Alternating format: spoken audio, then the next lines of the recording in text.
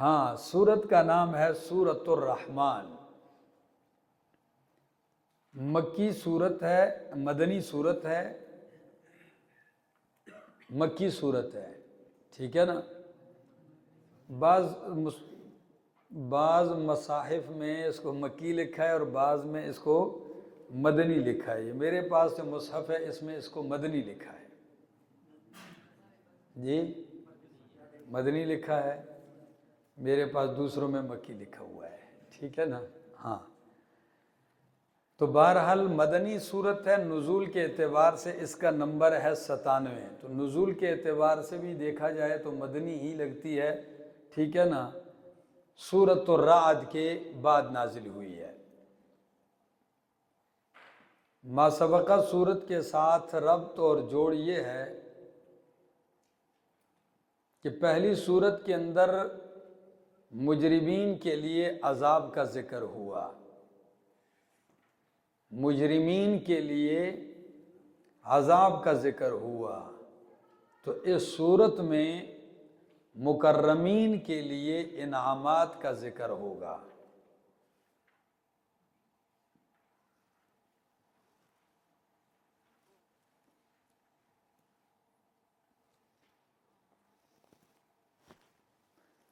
اور ما سبقہ صورت کے اندر شق القمر کا کرشمہ اس کا ذکر ہوا کہ چاند دو ٹکڑے ہو گیا۔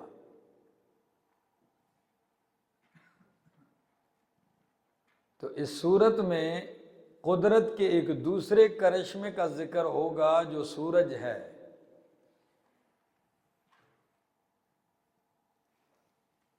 الشمس والقمر بحسبان۔ سورت کا دعویٰ ہے کہ ہر چیز میں برکتیں اور خیر ڈالنے والا اللہ ہے، ہر چیز میں برکتیں اور خیر ڈالنے والا اللہ ہے۔ تو جب ہر چیز میں خیر اور برکتیں اللہ ڈالتا ہے تو اس اللہ کا احسان مانو اور اس کی توحید کو مان جاؤ۔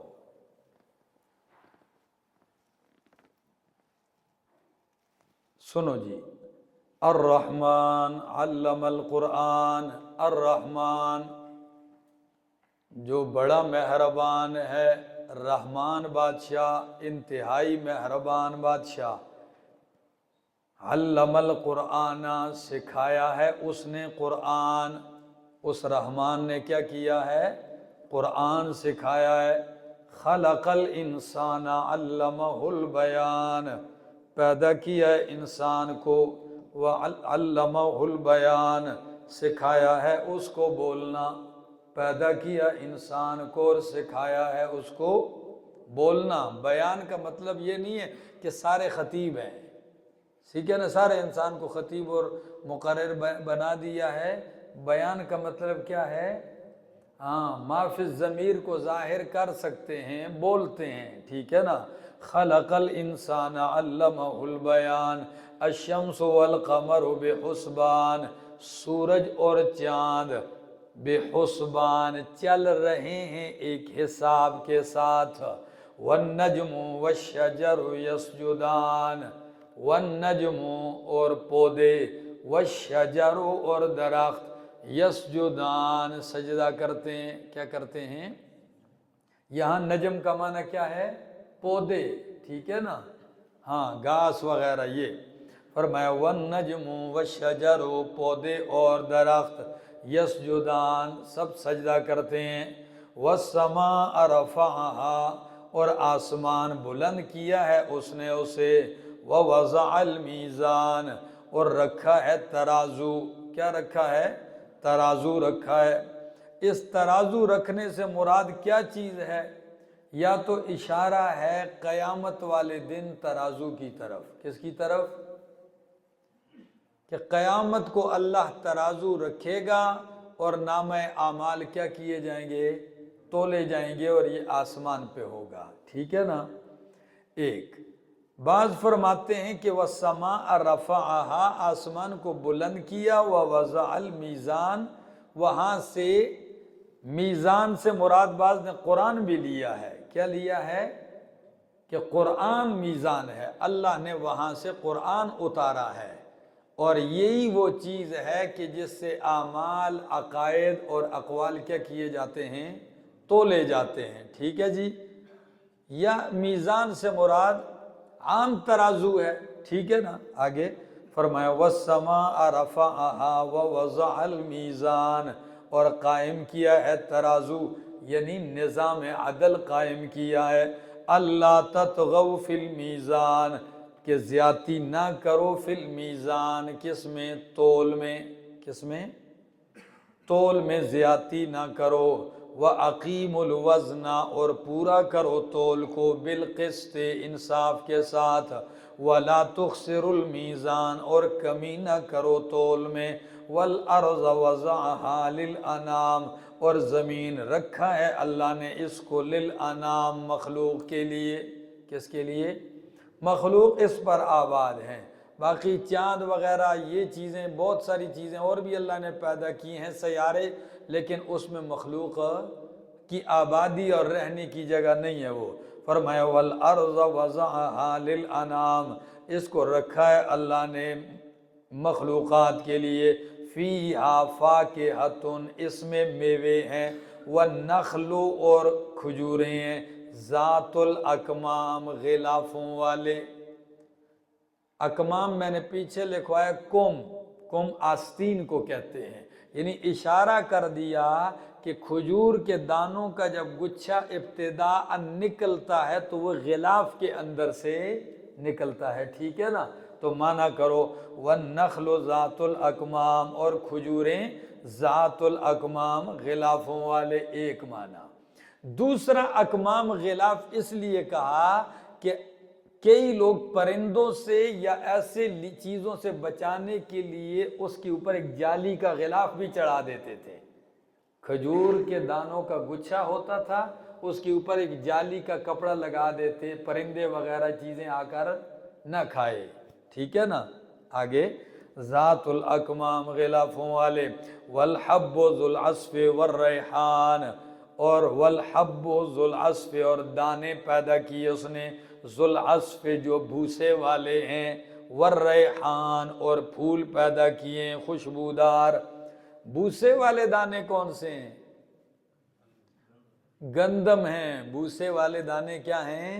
گندم ہیں، ٹھیک ہے نا۔ والحب ذو العصف والریحان، اور بھوسے والے دانے یعنی غلے پیدا کیے تمہارے لیے، والریحان، اور خوشبودار پھول پیدا کیے ہیں۔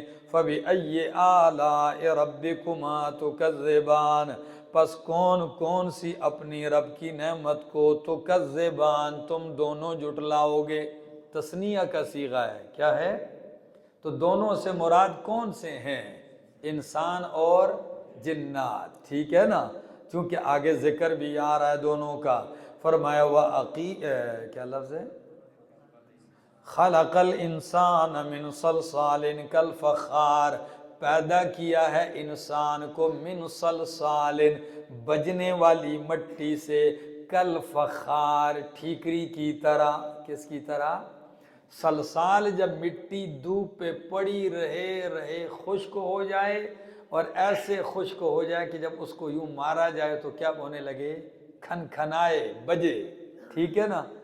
تو اب فخار نہیں کہا، کل فخار کہا، اس مٹی سے پیدا کیا جو دھوپ سے خشک ہوئی تھی، لیکن آگ میں اس کو پکایا نہیں گیا تھا۔ ہاں، آگ پر پکائی ہوئی ٹھیکری کی طرح بن گئی تھی خشک ہو کر، لیکن آگ پر اس کو پکایا نہیں، اسی لیے فرمایا کل فخار، ٹھیکری کی طرح۔ وَخَلَقَ الْجَانَّ، اور پیدا کیا ہے جان کو۔ آدم علیہ السلام ابو الانس ہیں، اور جنوں کا جو باپ ہے وہ کیا ہے؟ جان ہے، ٹھیک ہے نا۔ اس کا کیا نام ہے؟ جان۔ اس جان کو اللہ نے پیدا کیا ہے من مارج من نار، آگ کے شعلے سے۔ کس سے؟ ہاں، آگ کے شعلے سے پیدا کیا ہے۔ فَبِأَيِّ آلَاءِ رَبِّكُمَا تُكَذِّبَانِ، پس اپنے رب کی کون کون سی نعمت کو تم جھٹلاؤ گے؟ رب المشرق والمغرب رب المشرقین و رب المغربین، رب ہے مشرقوں کا دونوں، والمغربین اور دونوں مغربوں کا۔ دو مشرق کون سے ہیں اور دو مغرب کون سے ہیں؟ سردی اور گرمی۔ سردی میں سورج ایک جگہ سے طلوع ہوتا ہے اور گرمیوں میں الگ، تو دو موسموں کا لحاظ کر کے دو مشرق، اور دو جگہ غروب ہوتا ہے گرمی میں اور سردی میں تو دو مغرب۔ اور جہاں جمع ذکر کیا رب المشارق والمغارب، جہاں مشارق تو وہاں ہر دن کے طلوع ہونے کی منزل ہے، تو وہ کتنی منزلیں میں نے بتائی تھی؟ 365 منازل ہیں، ٹھیک ہے نا، ان میں ہر ایک دن نئی جگہ سے طلوع ہوتا ہے۔ فرمایا رب المشرقین و رب المغربین فَبِأَيِّ آلَاءِ رَبِّكُمَا تُكَذِّبَانِ، پس تم کون کون سی اپنے رب کی نعمت کو جھٹلاؤ گے دونوں؟ مرج البحرین، چلا دیے ہیں اس نے دو دریا، یلتقیان، جو آپس میں مل کے چلتے ہیں، بینہما برزخ، اس کے درمیان، ان دونوں کے درمیان پردہ ہے، لا یبغیان، وہ تجاوز نہیں کرتے، ٹھیک ہے نا، میٹھا اور کھارا پانی دونوں ایک ہی ساتھ پڑے ہوئے زمانے گزر چکے ہیں، کشتیوں والے جہازوں والے سفر کرتے ہیں، ساتھ بہتے ہیں لیکن آپس میں داخل خلط ملط نہیں ہوتے۔ فَبِأَيِّ آلَاءِ رَبِّكُمَا تُكَذِّبَانِ يَخْرُجُ مِنْهُمَا اللُّؤْلُؤُ وَالْمَرْجَانُ، نکلتے ہیں ان دونوں دریاؤں سے، اس میٹھے اور کھارے دونوں سے، اللؤلؤ والمرجان، موتی اور مونگے، کیا؟ ہاں، ہیرے اور موگے نکلتے ہیں، لؤلؤ اور مرجان نکلتے ہیں۔ فَبِأَيِّ آلَاءِ رَبِّكُمَا تُكَذِّبَانِ، پس کون کون سی اپنے رب کی نعمت کو تم دونوں جھٹلاؤ گے؟ وَلَهُ الْجَوَارِ الْمُنْشَآتُ، اور اسی کے لیے ہیں الجوار المنشآت، چلنے والی کشتیاں، الجوار کشتیاں، المنشآت ابھری ہوئی، کیسے؟ کتنی ابھری ہوئی ہیں بھائی؟ پانی پر کشتی اتنی ابھری ہوئی، کل اعلام، پہاڑوں کی طرح، کسی چیز کا منشآت اٹھائی ہوئی بلند، تو اس وقت کشتی پہ بادبان بھی لگے ہوتے تھے بہت بلند، ٹھیک ہے نا، تو مانا کرو وَلَهُ الْجَوَارِ الْمُنْشَآتُ، اور اسی کے لیے ہیں کشتیاں، یعنی یہ سارا اسی کے اختیار سے ہے، یہ ساری نعمتیں اسی کی طرف سے ہیں، المنشآت ابھری ہوئی، فی البحر دریا میں، کل اعلام پہاڑوں کی طرح، فَبِأَيِّ آلَاءِ رَبِّكُمَا تُكَذِّبَانِ كُلُّ مَنْ عَلَيْهَا فَانٍ، کلو سب کے سب، من علیہا جو بھی ہیں، علیہا اس زمین پر، فان کیا ہونے والے ہیں؟ فنا ہونے والے ہیں۔ وَيَبْقَى وَجْهُ رَبِّكَ، اور باقی رہے گی ذات تیرے رب کی، ذو الجلال والاکرام، جو بزرگی والا ہے، والاکرام اور عظمت والا، عزت والا ہے۔ فَبِأَيِّ آلَاءِ رَبِّكُمَا تُكَذِّبَانِ، پس کون کون سی اپنے رب کی نعمت کو تم دونوں جھٹلاتے رہو گے؟ يَسْأَلُهُ مَنْ فِي السَّمَاوَاتِ وَالْأَرْضِ، اسی سے مانگتے ہیں، سوال کرتے ہیں جو کچھ آسمانوں میں ہے اور زمین میں ہے۔ كُلَّ يَوْمٍ هُوَ فِي شَأْنٍ، ہر دن وہ ایک کام میں ہوتا ہے، كُلَّ يَوْمٍ هُوَ فِي شَأْنٍ، وہ ہر دن ایک نئی شان میں ہوتا ہے، نئے کام میں ہوتا ہے۔ کیا مطلب ہے؟ یعنی رب نے مخلوق پیدا کر کے کسی کے حوالے نہیں کی، ہر دن وہ خود ہی کام میں لگا ہوا ہے اور نظام چلا رہا ہے، کسی کو مار رہا ہے، کسی کو زندہ کر رہا ہے، کسی کو دے رہا ہے، کسی سے لے رہا ہے، کسی کو صحت، کسی کو بیماری، کسی کو بیٹا، کسی کو بیٹی، کوئی ذلیل ہو رہا ہے، کوئی عزتیں پا رہا ہے، کوئی تخت بادشاہی سے اتر رہا ہے، کوئی تخت پہ آ رہا ہے۔ کُلَّ يَوْمٍ هُوَ فِي شَأْنٍ، ہر دن وہ ایک کام میں لگا ہوا ہے۔ فَبِأَيِّ آلَاءِ رَبِّكُمَا تُكَذِّبَانِ، پس کون کون سی اپنے رب کی نعمت کو تم دونوں جھٹلاؤ گے۔ سَنَفْرُغُ لَكُمْ أَيُّهَ الثَّقَلَانِ، عن قریب ہم فارغ ہو جائیں گے تمہارے لیے اے دو بڑی جماعتوں۔ تو اللہ کہیں مشغول ہوتا ہے یہ تو بالاتفاق کوئی قائل نہیں ہے، تو فارغ ہونے کا کیا مطلب ہے؟ تو معنی کرو سَنَفْرُغُ لَكُمْ، عن قریب ہم قصد کریں گے تمہارا، یعنی ابھی تمہارا حساب نہیں لیتے، پھر ایک دم تمہارا کیا کریں گے؟ حساب شروع کر دیں گے۔ ہاں تو سَنَفْرُغُ لَكُمْ، عن قریب ہم قصد کریں گے تمہارا، ایُّہَ الثَّقَلَانِ، اے دو بڑی جماعتوں۔ یہ دو بڑی جماعتیں کون سی ہیں؟ جن اور انس، ٹھیک ہے۔ فَبِأَيِّ آلَاءِ رَبِّكُمَا تُكَذِّبَانِ، پس کون کون سی اپنے رب کی نعمت کو تم جھٹلاؤ گے۔ یا معشر الجن والانس، او جنوں اور انسانوں کی جماعت، ان استطعتم ان تنفذوا من اقطار السماوات والارض، اگر تم طاقت رکھتے ہو یہ کہ نکلو آسمان و زمین کے کناروں سے، فَانْفُذُوا، پس نکلو، لا تنفذون الا بسلطان، تم نہیں نکل سکتے مگر طاقت کے ساتھ۔ کس کے ساتھ؟ اور وہ طاقت تمہارے پاس نہیں ہے۔ فرمایا کہاں باؤ گے؟ میں نے ایک چھت بنایا ہے، ایک نیچے فرش، ہمت ہے اس آسمان اور زمین کے کناروں سے نکل کر کے دکھاؤ۔ پنجرہ ایسا رکھا ہے، چیلنج دیا ہے، فَانْفُذُوا، نکلو، لا تنفذون الا بسلطان۔ آج سے ایک زمانہ پہلے ایک بندہ دکان میں مجھے ملا، کہتا ہے الا بسلطان کا معنی ہے تم طیارے کے ساتھ جا سکتے ہو۔ کہتا ہے استثناء کا مطلب کیا ہے؟ تم آسمان و زمین کے کنارے سے نکل نہیں سکتے ہو، ہاں جہاز وغیرہ کوئی بنا لو تو اس کے ذریعے نکل سکتے ہو۔ بھائی جہاز کب نکلے ہیں؟ سمجھ آ گئی؟ آگے ایک لفظ کہتا ہے قرآن، ذرا اس پہ غور کرنا، سمجھ آ جائے گی۔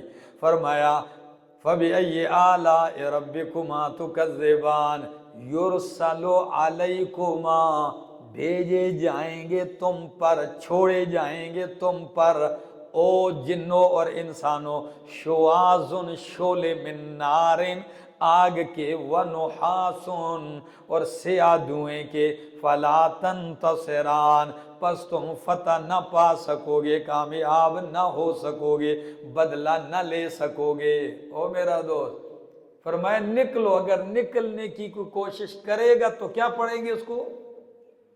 شعلے آئیں گے، جل کے راکھ ہوتا جائے گا۔ فرمایا یرسل علیکما، چھوڑے جائیں گے تم پر، شواظ، شعلے آگ کے، ونحاس، اور سیاہ دھواں، فلا تنتصران، پس تم بدلہ انتقام نہ لے سکو گے۔ فَبِأَيِّ آلَاءِ رَبِّكُمَا تُكَذِّبَانِ، پس کون کون سی اپنے رب کی نعمت کو تم جھٹلاؤ گے دونوں۔ فَإِذَا انشَقَّتِ السَّمَاءُ، پس جب پھٹ جائے گا آسمان، فَكَانَتْ، پس ہو جائے گا، وَرْدَةً كَالدِّهَانِ، سرخ گلابی، كَالدِّهَانِ، سرخ چمڑے کی طرح۔ کس کی طرح؟ دہان سرخ چمڑے کو کہتے ہیں، یعنی جب قربانی کرتے ہو اور چمڑا نیچے بچھا ہوتا ہے، اوپر گوشت تقسیم کر کے جب اٹھاتے ہیں تو اس چمڑے کا رنگ کیا ہوتا ہے؟ سرخ ہو چکا ہے، سب اوپر خون تھپا ملا ہوتا ہے۔ فرمایا تو ہو جائے، جب آسمان پھٹے گا تو ہوگا یہ وردتن، سرخ۔ کیا ہوگا؟ سرخ۔ کس طرح سرخ؟ کدہان، سرخ چمڑے کی طرح، ٹھیک ہے جی۔ اور آپ کو پتہ ہے ورد گلاب کو بھی کہتے ہیں۔ کس کو کہتے ہیں؟ تو وہ بھی بالکل کالا ہوتا ہے۔ ہاں کیا ہوتا ہے؟ ہاں وہ بھی گلابی ہوتا ہے، سرخ ہوتا ہے، ٹھیک ہے نا۔ ہاں ورد گلاب کے پھول کو بھی کہتے ہیں۔ تو فرمایا فَكَانَتْ وَرْدَةً، ہوگا وہ گلابی سرخ۔ اب سمجھ آ گیا؟ ہوگا وہ وردتن، گلابی سرخ، کدہان، سرخ چمڑے کی طرح۔ آگے فَبِأَيِّ آلَاءِ رَبِّكُمَا تُكَذِّبَانِ فَيَوْمَئِذٍ لَا يُسْأَلُ پس اس دن نہیں پوچھا جائے گا عن ذنبہ اپنے گناہ کے بارے میں انس ولا جان، نہ کوئی انسان اور نہ کوئی جن۔ او میرا دوست، اس دن سوال نہیں کیا جائے گا اپنے جرم کے بارے میں انس ولا جان، نہ کوئی انسان اور نہ کوئی جن، کسی سے سوال نہیں ہوگا۔ تو سارا قرآن تو یہی پڑھتے آ رہے ہو کہ سوال ہوگا، تو ادھر کیا کہا جا رہا ہے کہ سوال نہیں پوچھا جائے گا کوئی جنس اور انس اپنے گناہ کے بارے میں۔ تو توجیحات سمجھو، ٹھیک ہے نا۔ یہ پہلی توجیہ ہے، قبروں سے نکلتے وقت نہیں پوچھا جائے گا۔ دن تو 50,000 سال کا ہے، تو پہلے موقع پر سوال قبروں سے نکلتے وقت سوال نہیں کیا جائے گا، بس صرف کہا جائے گا چلو آگے دوڑو میدان کی طرف۔ دوسرا معنی کہ جب جہنم میں پہنچ جائیں گے تو فرمایا پہنچ جانے کے بعد پھر ان سے سوال تو پہلے ہوں گے جہنم میں جانے سے، جب پڑ جائیں گے تو پھر وہاں مجرم انسان ہو یا جن ہو اس سے اس کے گناہوں کے بارے میں سوال نہیں کیا جائے گا۔ دو توجیحات ہو گئی۔ تیسری توجیہ لکھو، لا یسأل عن ذنبہ، نہیں سوال کیا جائے گا کسی مجرم کے گناہوں کے بارے میں دوسرے مجرم سے۔ سمجھ آ گئی؟ ہاں، کسی کے گناہ کے بارے میں دوسرے سے سوال، نہ دوسرے انسان سے نہ دوسرے جن سے سوال کیا جائے گا۔ فَبِأَيِّ آلَاءِ رَبِّكُمَا تُكَذِّبَانِ پس کون کون سی اپنے رب کی نعمت کو تم دونوں جھٹلاؤ گے۔ هَذِهِ يُعْرَفُ الْمُجْرِمُونَ بِسِیمَاهُمْ پہچانے جائیں گے مجرم اپنے چہروں سے۔ کس سے؟ اپنے چہروں سے پہچانے جائیں گے۔ کیسے پہچانے جائیں گے چہروں سے؟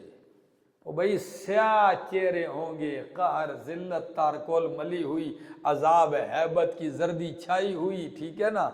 ٹھیک آگے، فَيُؤْخَذُ بِالنَّوَاسِي پس پکڑے جائیں گے، مجرم کو پکڑا جائے گا بِالنَّوَاسِي پیشانی کے بالوں سے۔ نواسی کس کو کہتے ہیں؟ اس بال کو، یہ دیکھو ادھر چوٹی کے بالوں سے، ٹھیک ہے نا۔ فَيُؤْخَذُ بِالنَّوَاسِي تو پکڑے جائیں گے چوٹی کے بالوں سے، وَالْأَقْدَامِ اور قدموں پاؤں سے پکڑے جائیں گے، اور کدھر پھینکے جائیں گے؟ ہاں، فَبِأَيِّ آلَاءِ رَبِّكُمَا تُكَذِّبَانِ پس کون کون سی اپنی رب کی نعمت کو تم دونوں جھٹلاتے رہو گے۔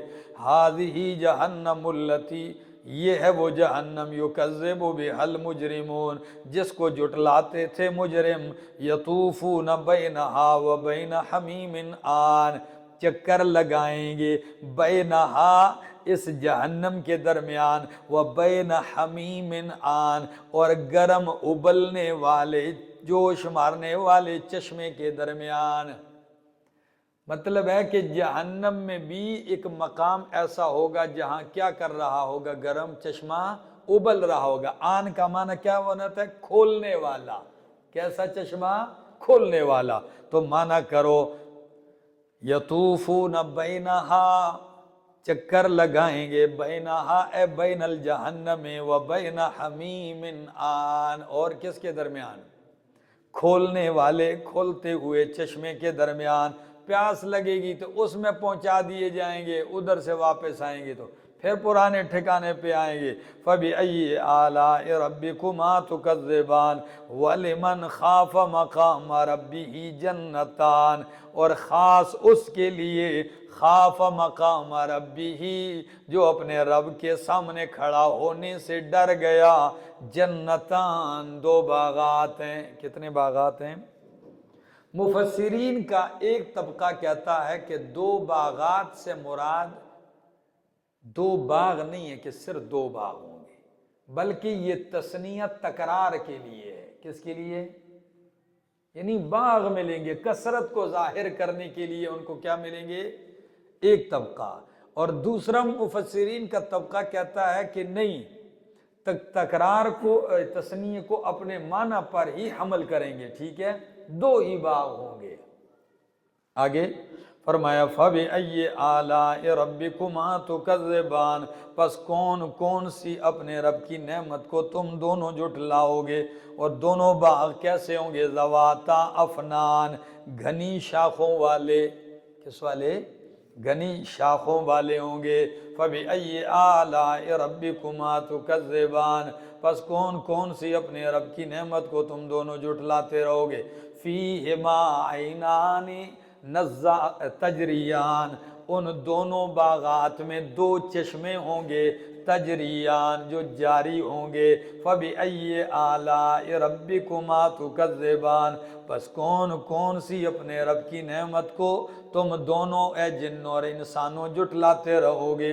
فِيهِمَا مِن كُلِّ فَاكِهَةٍ زَوْجَانِ، اس میں ہر قسم کے، اس میں میوے ہوں گے، اس میں کیا ہوں گے؟ میوے ہوں گے، زوجان قسم قسم کے، ٹھیک ہے نا، اس میں ہر قسم کے میوے ہوں گے، ٹھیک ہے نا۔ من کل فاکہۃ، ایک معنی یہ، دوسرا معنی فیہما، ان دونوں باغات میں، من کل فاکہۃ، ہر قسم کے میووں سے، زوجان جوڑا جوڑا ہوں گے، ٹھیک ہے نا۔ آگے فَبِأَيِّ آلَاءِ رَبِّكُمَا تُكَذِّبَانِ، پس کون کون سی اپنے رب کی نعمت کو تم جھٹلاتے رہو گے۔ مُتَّكِئِينَ عَلَى فُرُشٍ، تکیے لگائے ہوئے ہوں گے، عَلَى فُرُشٍ بچھونوں پر، کس پر؟ ہاں، بچھونا جو ہوتا ہے بہترین قالین، کیسے بچھونے ہوں گے؟ فرمایا بَطَائِنُهَا مِنْ إِسْتَبْرَقٍ، کہ اس کا نیچے کا حصہ، استر کا حصہ، من استبرقن، موٹے ریشم کا ہوگا۔ تو بچھونے کے اندر دو حصے ہیں، ایک حصہ استر جو زمین سے لگتا ہے نیچے کا حصہ، اور ایک اوپر جس پر بندہ کیا کرتا ہے؟ بیٹھتا ہے۔ دو حصے ہیں، ایک نیچے والا لگنے والا اور ایک جس پر آدمی بیٹھتا ہے۔ تو فرمایا جب نیچے والا حصہ ہی قیمتی ریشم کا ہوگا تو اوپر والا جس نے سامنے ہونا ہے اور بیٹھنے کے لیے نشست بننا ہے، اس کے کیا کہنے، سمجھا؟ آگے وَجَنَ الْجَنَّتَيْنِ دان، اور میوے دونوں باغوں کے دان قریب ہوں گے، کیا ہوں گے؟ وَجَنَا میوے، ٹھیک ہے، وَجَنَ الْجَنَّتَيْنِ، اور میوے دونوں باغوں کے دان قریب ہوں گے۔ فَبِأَيِّ آلَاءِ رَبِّكُمَا تُكَذِّبَانِ، پس کون کون سی نعمت کو اپنے رب کے تم جھٹلاتے رہو گے، او جنوں اور انسانوں۔ فِيهِنَّ قَاصِرَاتُ الطَّرْفِ، اتنے بڑے باغات ہوں اور بیوی نہ ہو، تو فرمایا فِيهِنَّ قَاصِرَاتُ الطَّرْفِ، ان باغوں میں ہوں گی قاصرات الطرف، نگاہیں نیچے رکھنے والی، کیسے؟ نگاہیں نیچے رکھنے والی حوریں ہوں گی، بیویاں ہوں گی، کیسی؟ لم یطمثہن انس قبلہم ولا جان، نہیں چھوا ہوگا انہیں انسن کسی انسان نے، قبلہم ان جنتیوں سے پہلے، ولا جان اور نہ کسی جن نے۔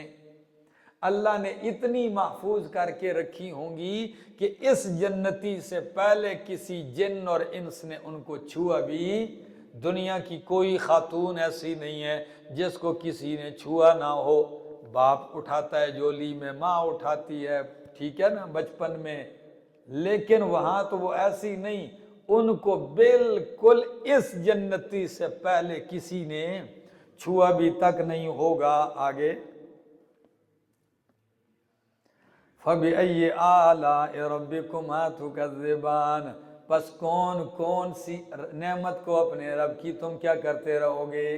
جھٹلاتے رہو گے۔ بندہ خواب حور و قصور کے دیکھے کام کچھ بھی نہ کرے، ہنسی مجھے اس بات پہ آتی ہے میرا دوست۔ ہاں آگے فرمایا حل جزاء الاحسان الا الاحسان، کیسی ہوں گی وہ عورتیں؟ کأنہن الیاقوت والمرجان، گویا کہ وہ یاقوت اور مرجان ہیں، گویا کہ وہ لال ہیں، ہیرے ہیں، سمجھ آ گئی؟ ہاں، ہیرے اور مونگے ہیں۔ اب اندازہ لگاؤ کہ اللہ ان تشبیہات سے کیا مطلب ہے ان کے حسن، اس کی حقیقی تصویر تو ہم نہیں سمجھ سکتے، ٹھیک ہے نا۔ آپ اندازہ لگا لیں کہ مالک کائنات نے ان کو کتنا مزین اور آراستہ کیا ہوگا۔ فَبِأَيِّ آلَاءِ رَبِّكُمَا تُكَذِّبَانِ هَلْ جَزَاءُ الْإِحْسَانِ إِلَّا الْإِحْسَانُ، نہیں ہے احسان کا بدلہ مگر احسان۔ کیا ہے؟ او میرا دوست، احسان کا بدلہ کیا ہوتا ہے؟ احسان ہوتا ہے۔ حدیث نہیں سنی بخاری کی؟ جبریل نے نبی علیہ السلام سے پوچھا مل احسان یا رسول اللہ، احسان کیا ہے؟ فرمایا ان تعبد اللہ کانک تراہ فان لم تکن تراہ فانہ یراک، رب کی بندگی ایسے کر گویا کہ تو رب کو دیکھ رہا ہے۔ اگر یہ تصور قائم نہیں کر سکتا تو یہ تصور کر کہ وہ تجھے کیا کر رہا ہے، یہ احسان ہے۔ تو اس کا بدلہ یہ احسان ہے جو رب دے رہا ہے، سمجھا؟ حل جزاء الاحسان الا الاحسان۔ آگے یعنی توحید کا بدلہ کیا ہے؟ جنت ہے۔ فَبِأَيِّ آلَاءِ رَبِّكُمَا تُكَذِّبَانِ وَمِن دُونِهِمَا جَنَّتَانِ، اور ان دو باغوں کے علاوہ جنتان، دو اور باغ بھی ہیں۔ تو جنہوں نے کہا تھا کہ تثنیہ تکرار کے لیے ہے نا، تو ان کی تائید یہ ہے، ٹھیک ہے نا، کہ دو یہ ہیں تو دو اور ہو گئے، تو پھر تو کیا ہو گئے ہیں؟ دو نہ ہوئے، چار ہوئے نا، ٹھیک ہے نا۔ تو اس لیے معنی کرو وَمِن دُونِهِمَا جَنَّتَانِ، ان دو کے علاوہ بھی اور دو باغات ہیں، سلسلے باغوں کے اور بھی ہوں گے۔ فَبِأَيِّ آلَاءِ رَبِّكُمَا تُكَذِّبَانِ، پس کون کون سی اپنے رب کی نعمت کو تم جھٹلاتے رہو گے۔ مُدْحَامَّتَانِ، وہ دونوں گہرے سرسبز ہوں گے۔ مدہامتان، اصل میں آپ کبھی کھیتوں میں جا کے دیکھنا نا، کوئی ہلکے سبز اور کوئی سبز اتنا کہ سیاہی مائل ہو جاتے ہیں حد درجہ، تو اس کو کیا کہتے ہیں؟ مدہامتان، گہرے سبز، ٹھیک ہے۔ پختو کیوں تصوری؟ ہاں، تکزرغن، تکشنا، ہاں آؤ تربخن عمر تو وہی کہنا سیاہی مائل، ٹھیک ہے نا۔ فرمایا کیا الفاظ ہیں؟ فرمایا مدہامتان، گہرے سبز، سیاہی مائل سبز۔ ہوں سمجھ آئیے آگے؟ فرمایا فَبِأَيِّ آلَاءِ رَبِّكُمَا تُكَذِّبَانِ، پس کون کون سی اپنے رب کی نعمت کو تم جھٹلاتے رہو گے۔ فِيهِمَا عَيْنَانِ نَضَّاخَتَانِ، ان دو باغوں میں بھی دو چشمے ہیں، اور وہ کیسے ہیں؟ نَضَّاخَتَانِ، ابل رہے ہیں۔ کیا کر رہے ہیں؟ چشمہ اور نیچے سے پانی اوپر کو پھینکے، کیا مزہ آئے گا، فوارہ ہوگا نا، سمجھ آگئی؟ نَضَّاخَتَانِ، ابل رہے ہوں گے۔ یہ دیکھو میرا دوست، نہر اپنی بہ رہی ہے، دودھ کی، شراب مطہر کی، ٹھیک ہے نا، عسل مصفہ کی، پانی کی، شربتوں کی نہریں الگ ہیں، اور بیچ میں چشمے الگ ابل رہے ہیں، کوئی بہ رہے ہیں کوئی ابل رہے ہیں۔ یہ اس جنت کا ایک حسین منظر ہے، ٹھیک ہے نا۔ اور ان چیزوں سے انسان کے دل کو کیا ملتی ہے؟ بڑی تسکین اور راحت ملتی ہے، ٹھیک ہے نا۔ کبھی ان جھرنوں میں، چشموں میں جا کے بندہ تنہائی محسوس کرتا ہے نا الگ ہو کے، تو انسان کو کیا ملتی ہے؟ بڑی راحت ملتی ہے۔ خاص کر یہ نتھیا گلی وغیرہ والے یہاں بیٹھے ہوئے ہیں نا، آپ نے تو کبھی بھی نہیں دعوت دی۔ فَبِأَيِّ آلَاءِ رَبِّكُمَا تُكَذِّبَانِ، پس کون کون سی اپنے رب کی نعمت کو تم جھٹلاتے رہو گے۔ فِيهِنَّ خَيْرَاتٌ حِسَانٌ، ان باغوں میں ان کے لیے ہوں گی خیرات حسان، خوب سیرت اور خوبصورت بیویاں۔ کیسی بیویاں؟ فِيهِنَّ خیرات، خوبصورت، خوب سیرت، خیرات خوب سیرت، سیرت بھی اچھی ہوگی، حسان اور صورت بھی کیا ہوگی؟ اچھی ہوگی، ٹھیک ہے نا۔ دونوں کا لحاظ رکھا گیا ہے، ٹھیک ہے نا، کہ عورتیں سیرت اچھی ہوتی ہے، صورت اچھی نہیں ہوتی تو تب بھی لوگ پریشان ہوتے ہیں، اور کئی صورت اچھی ہوتی ہے سیرت نہیں اچھی ہوتی تو تب بھی گھر کے لیے پریشانی بنی ہوتی ہے، ٹھیک ہے نا؟ تو وہ صورت بھی اچھی اور سیرت بھی اچھی۔ اور کسی کہنے والے نے کیا ہی کہا، کہتے ہیں جو آنکھ کو اچھی نہ لگے تو وہ دل کو بھلا کیسے اچھی لگے گی؟ تو اللہ نے آپ کے دونوں کا انتظام کر دیا، خوب سیرت بھی ہوں گی اور خوب صورت بھی ہوں گی۔ فَبِأَيِّ آلَاءِ رَبِّكُمَا تُكَذِّبَانِ، پس کون کون سی اپنے رب کی نعمت کو تم جھٹلاتے رہو گے؟ حور مقصورات فی الخیام، حوریں ہوں گی مقصورات محفوظ کی ہوئی، فی الخیام خیموں میں۔ اللہ فرماتے ہیں میرا بندہ میں نے خیمے میں بالکل پیک کر کے بند محفوظ رکھی ہے، تیرا انتظار ہے، تو آ جا تیرے حوالے کر دوں گا، ٹھیک ہو گیا؟ حور مقصورات فی الخیام، حوریں ہوں گی مقصورات فی الخیام، محفوظ رکھی ہوئی خیموں کے اندر۔ فَبِأَيِّ آلَاءِ رَبِّكُمَا تُكَذِّبَانِ، پس کون کون سی اپنے رب کی نعمت کو تم جھٹلاؤ گے او انسانوں اور جنوں؟ لم یطمثہن انس قبلہم ولا جان، نہیں چھوا ہوگا انہیں کسی انسان نے ان سے پہلے، ولا جان اور نہ کسی جن نے۔ فَبِأَيِّ آلَاءِ رَبِّكُمَا تُكَذِّبَانِ، پس کون کون سے اپنی رب کی نعمت کو تم دونوں جھٹلاؤ گے؟ مُتَّكِئِينَ عَلَىٰ رَفْرَفٍ، تکیے لگائے ہوں گے عَلَىٰ رَفْرَفٍ قالینوں پر۔ کس پر؟ رفرف مسند قالین کو کہتے ہیں۔ پہلے لغت سمجھ لو پھر میں انشاءاللہ معنی کروں گا تو آپ کو سمجھ میں آئے گا۔ رفرف کس کو کہتے ہیں؟ مسند قالین، خوبصورت، ٹھیک ہے؟ خضر سبز رنگ، ٹھیک ہو گیا؟ اور عبقری، عبقری کہتے ہیں نادر نفیس چیز کو۔ فاروق اعظم رضی اللہ تعالیٰ عنہ کے بارے میں محدثین جب بات کرتے ہیں ان کی سیرت نگار تو کہتے ہیں فاروق اعظم کی عبقریت کیا؟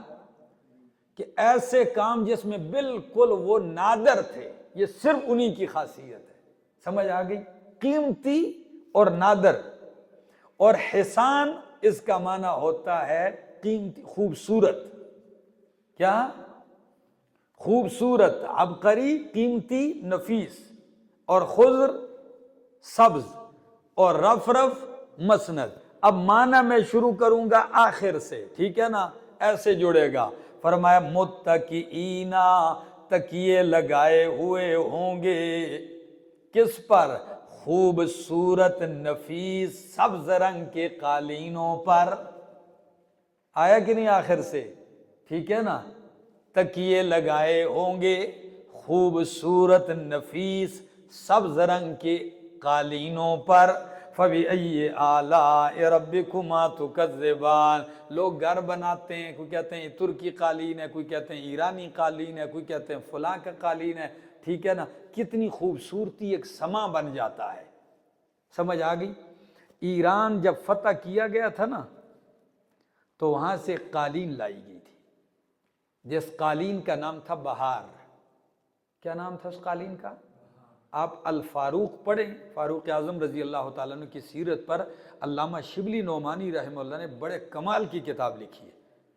وہ لکھتے ہیں یہ قالین اتنا بڑا تھا، اتنا بڑا کہ اس قالین کو جب یہ ریگستان میں جا کر بچھا دیتے تو حد نگاہ تک یہ نہیں لگتا تھا کہ ریگستان ہے، یوں لگتا تھا جیسے بہار کے چمن میں بیٹھے ہوئے ہیں۔ اس قالین پر سب کچھ پڑا ہوتا تھا۔ اور جب یہ قالین لایا گیا مدینہ منورہ فتح ہوا تو کچھ لوگوں نے کہا جی یہ ایک نمونہ ہے، اس کو رکھنا چاہیے، ٹھیک ہے؟ حضرت علی رضی اللہ تعالیٰ عنہ سے پوچھا گیا ٹھیک ہے کیا مشورہ ہے؟ فرمایا ٹکڑے ٹکڑے کر کے تقسیم کر دو مجاہدین میں۔ کیا کر دو؟ یہ جنہوں نے فتح کیا ہے فارس کو، ان میں کیا کر دو؟ تقسیم کر دو۔ تو اس وقت سے یہ قالینوں میں کیا ہیں؟ مشہور ہیں۔ ہاں آؤ فرمایا فَبِأَيِّ آلَاءِ رَبِّكُمَا تُكَذِّبَانِ، پس کون کون سی اپنے رب کی نعمت کو تم دونوں جھٹلاتے رہو گے۔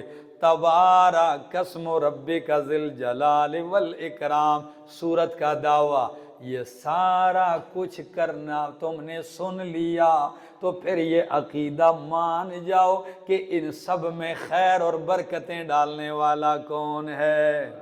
تبارک اسم ربکا، بابرکت ہے نام تیرے رب کا، ذل جلال جو بزرگی والا ہے، والاکرام اور عظمت والا ہے۔